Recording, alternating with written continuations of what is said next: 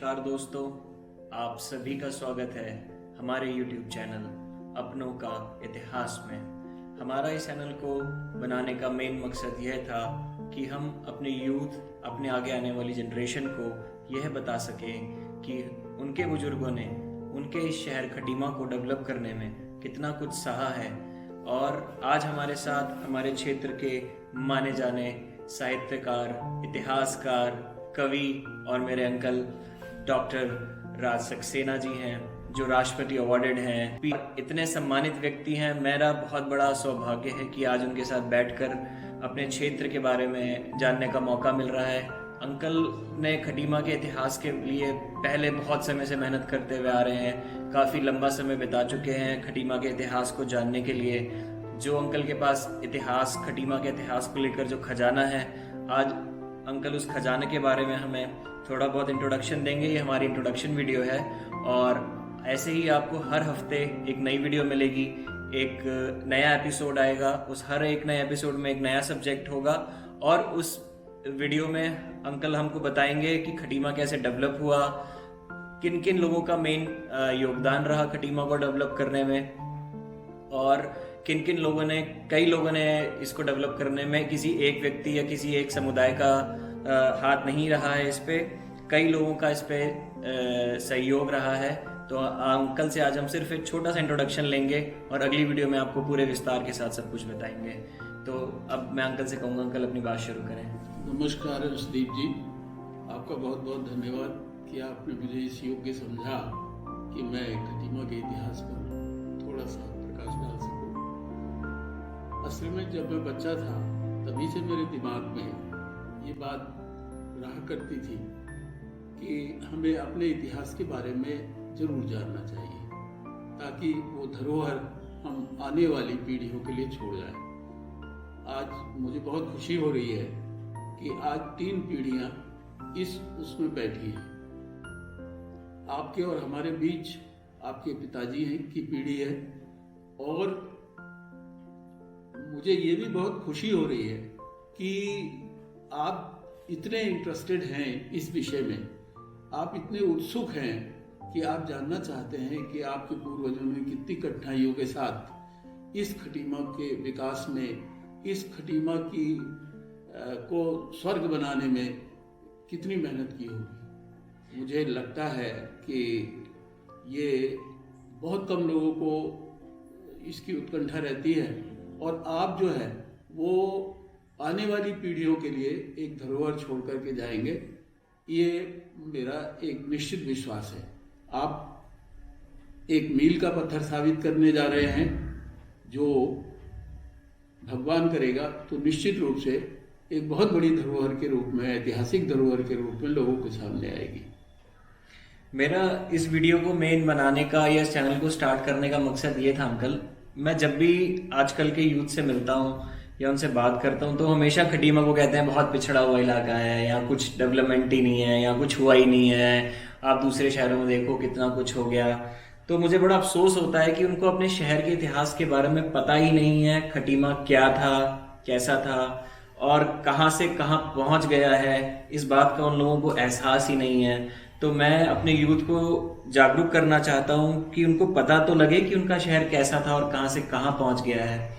तो मेरा मेन उद्देश्य यही था, और इसके लिए अंकल मुझे आपका सहयोग पग पग पर चाहिए होगा, और आपके बगैर ये जो हमारे चैनल का जो मकसद है ये पूरा नहीं हो सकता। इसके लिए अंकल मुझे आपका पूरा सहयोग चाहिए होगा। बिल्कुल, मैं तो सहयोग दूंगा, इसके लिए आपको धन्यवाद। देखिए, जहाँ तक इस बात का प्रश्न है कि अब से 30-40 वर्ष पूर्व खटीमा कुछ झोपड़ियों का और कुछ सरकारी भवनों का एक समूह मात्र था।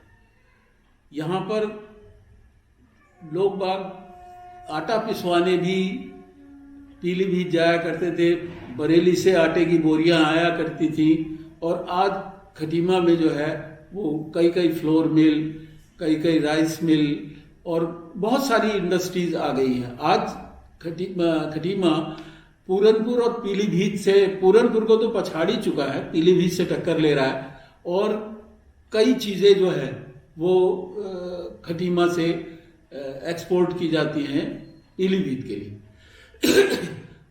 विशेष रूप से फैंसी चीज़ों में खटीमा के नागरिकों ने बहुत बड़ा एक बाजार बनाया है और मेडिकल हब के रूप में खटीमा एक इतना विकसित वो हुआ है कि विदेश का मार्केट जो केवल कुछ बाजार की चीज़ों का था वो अब आगे आकर के मेडिकल हब के रूप में सामने आ गया है। एक बहुत अच्छा इलाज नेपाल के पश्चिमी क्षेत्र को दिया जा रहा है खटीमा के द्वारा। मैं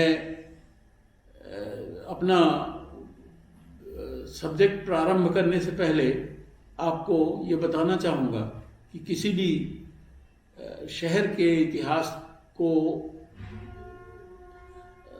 जानने के लिए उसके आसपास के क्षेत्र का बहुत बड़ा महत्व होता है और उसके बारे में जब तक न जाना जाए तब तक बहुत एक कमी सी रहती है। खटीमा नैनीताल के तराई क्षेत्र का एक छोटा सा कस्बा था जिसे जब नेपालियों और अंग्रेजों के बीच में सिंगरौली संधि हुई तो शारदा से पश्चिम का क्षेत्र अंग्रेजों को मिला और पूरब का क्षेत्र नेपालियों ने अपने पास रखा। इस क्षेत्र में कुछ थारू लोगों की आबादी थी जो छिटपुट आबादी थी, बहुत जंगली दलदली, जंगली जानवरों से भरा हुआ, मोटे मोटे मच्छरों से भरा हुआ, चोर डकैतों और बदमाशों का शरण स्थली बना हुआ ये क्षेत्र था और इसको विकसित करना का कई बार प्रयास किया गया, कई बार हुआ भी। ये इतिहास है इस बात का कि बहुत प्राचीन काल में ये कई बार बसा और उजड़ा है, लेकिन खटीमा वर्तमान काल में जब अंग्रेजों से इनकी नेपालियों की संधि हुई तो उससे पहले खटीमा और नानकमता ये पूरा क्षेत्र जो है ये अवध के नवाब की नवाबी का एक हिस्सा हुआ करता था और उसको इन्होंने नेपालियों ने एक आंशिक रूप से इसमें थोड़ा सा अपना दखल रखा था। मेरी जानकारी के अनुसार अवध के नवाब ने ही नानकमता साहिब को की मेहनती जो है वो नानक शाही को दी थी और उन्होंने ही उनके लिए बहुत सारी ज़मीनें वगैरह उपलब्ध कराई थी जो उनके पास पहले से थी। ऐसा नहीं है कि उन्होंने कोई दया की हो, लेकिन मतलब ये कि उनके पास पहले इस महंत शाही के पहले जो मंदिर के पास जगह हुआ करती थी वो पहले से थी और उसमें बहुत सारे संत लोग रहते थे। नानक साहब महाराज जी यहाँ आए और उन्होंने जो है यहाँ पर अपनी नानकशाही शुरू की और उसके बाद जो है वो ये क्षेत्र थोड़ा विकसित करने लगा था।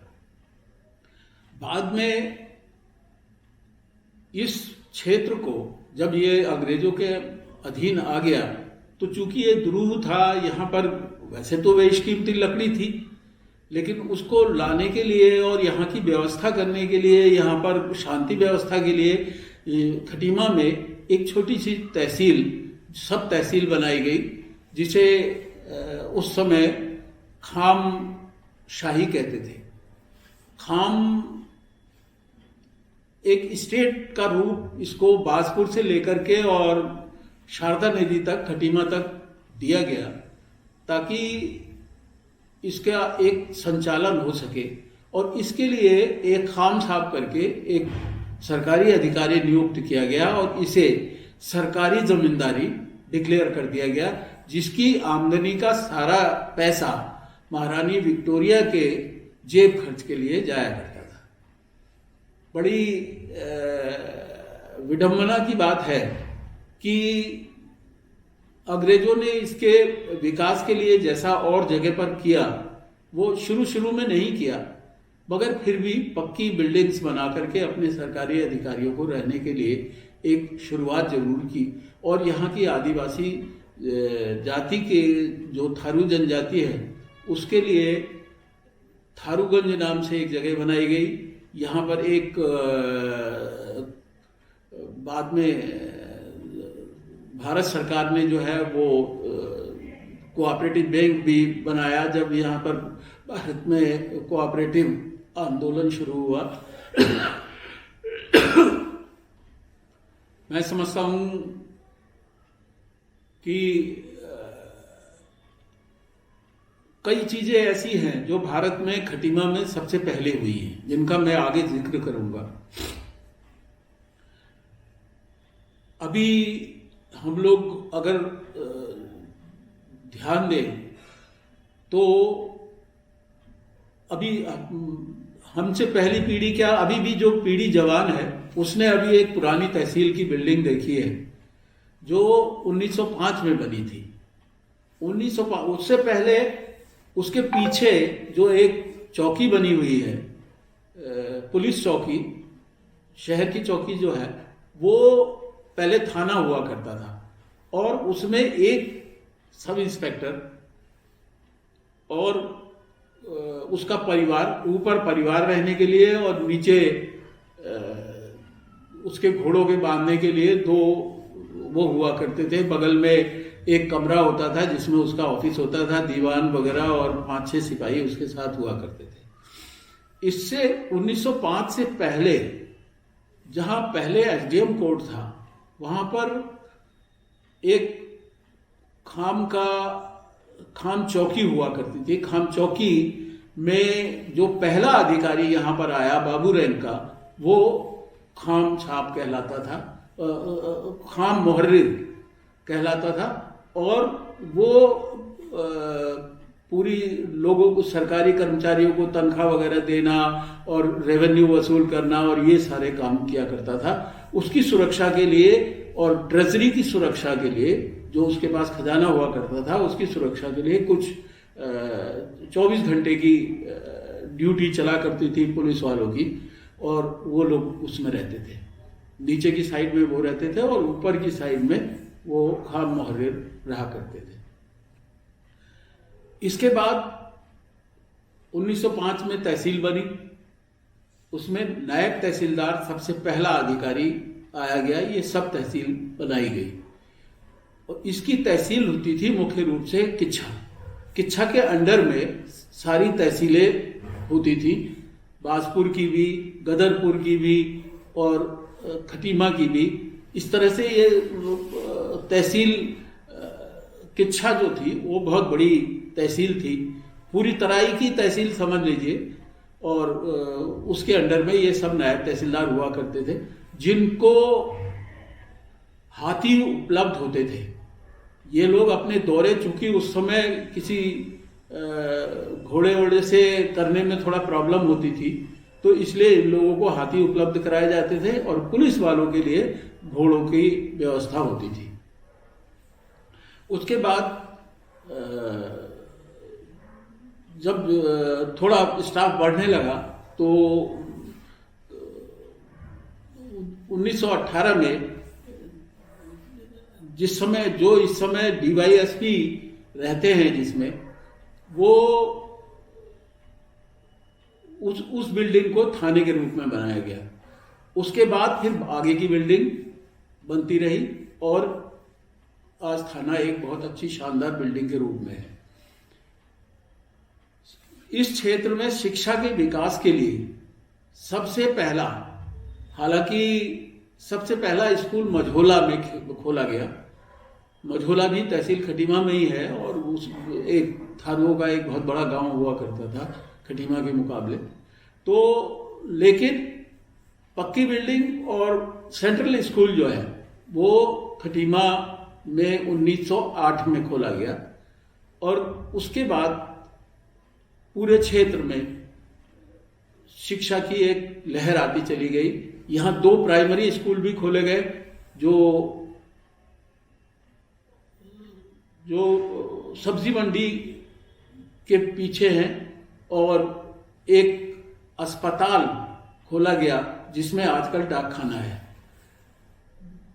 जो डाकखाने वाली बिल्डिंग है, इसमें अस्पताल हुआ करता था, इसमें एक कंपाउंडर रहा करता था, डॉक्टर नाम की कोई चीज नहीं होती थी। बाद में फिर जब यहाँ ब्लॉक बना तब उसमें डॉक्टर की पोस्टिंग हुई। और ये मैं आपको बता दूं कि पूरे भारत में सबसे पहला विकास क्षेत्र डेवलपमेंट वीडियो खटीमा में खोला गया, लेकिन चूंकि यहाँ पर बिल्डिंग नहीं थी इसलिए इसका पूरा का पूरा स्टाफ और वो रुद्रपुर में नियुक्त किया गया और वहां से वो इस ब्लॉक को चलाते रहे। बाद में बिल्डिंग जब बन गई तब वो लोग यहाँ पर आए और वो ट्रांसफर कर दिया गया। इसी तरह जो कोऑपरेटिव बैंक है, जो आजकल नैनीताल कोऑपरेटिव बैंक खोला कहा जाता है, वो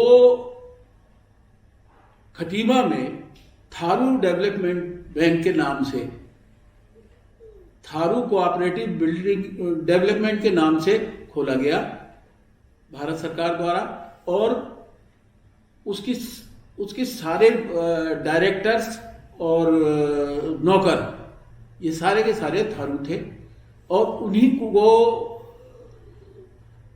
उन्हीं को राशन वगैरह और वो सब नमक वगैरह, नमक की परेशानी होती थी यहाँ पर, तो उसके लिए एक थारूगंज नाम की बिल्डिंग जो वर्तमान में संजय मार्केट है इसके पीछे हुआ करती थी, उसमें नमक का गोदाम हुआ करता था।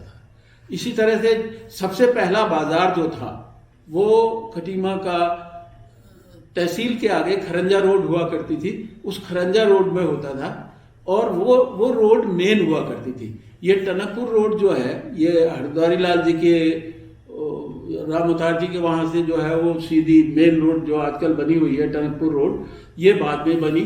और सितारगंज से आने वाली रोड प्राइमरी स्कूल और थारू इंटर कॉलेज के सामने से होते हुए इसमें आकर के मिला करती थी।